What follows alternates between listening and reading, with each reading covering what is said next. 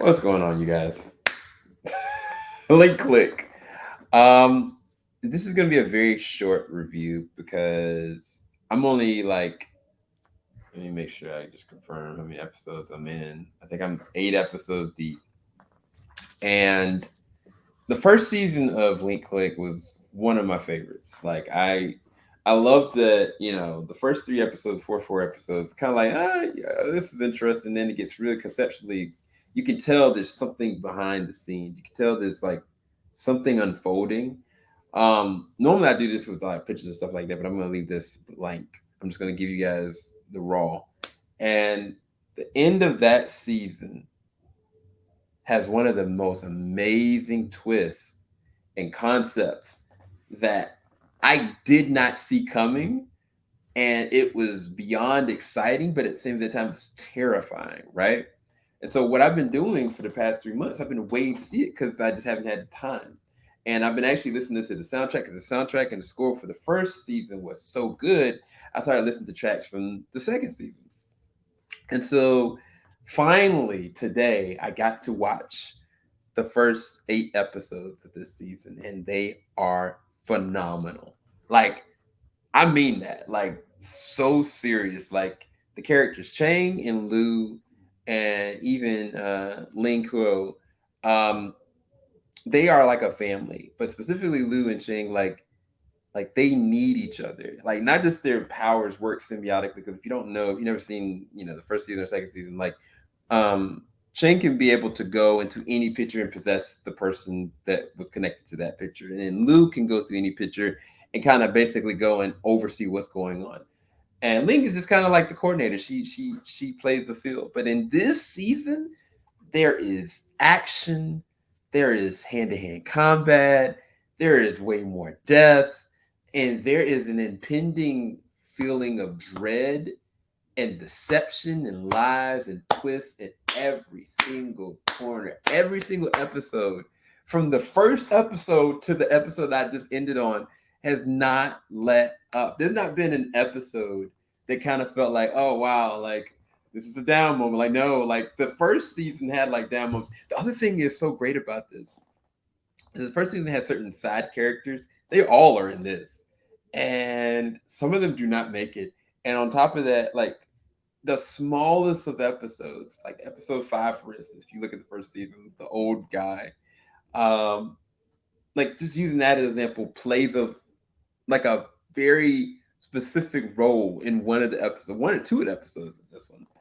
And if you invested enough into the first season, you are gonna get paid off in this one. If you're your first time watching it and you're watching this season, you're gonna enjoy just the intensity of the story. The story is just it just keeps going because it's kind of like it's not just a murder mystery. There's murder that's completely all it's murders everywhere, right? But there are webs of lies and deceit and plans and just malicious intent throughout this entire series, bro. Like people are getting set up left and right, and our main characters are at the epicenter of it. But I don't know the gravity and the weight of what's really happening because normally with movies, like I do this for a living. I've been doing this for years, even longer than that. Like I used to work at Blockbuster years ago. Like my job was to kind of watch a movie or even assess what a movie could be so I could be able to articulate to everybody what's going on.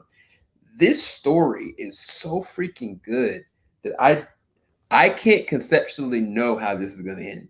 I don't. And that's one of the reasons why I love like stuff like this, like Attack on Titan. Like I love like a great story, but this I haven't felt this way about a murder mystery series since Erased. In Erased, I didn't know how that was going to end either. I really didn't. And this, there's so many different traps. The only downfall of this series or this season is that I feel like our main characters are so realistically unprepared. Like, and it's not a negative. Like, it's more realistic. Like, they need to be better.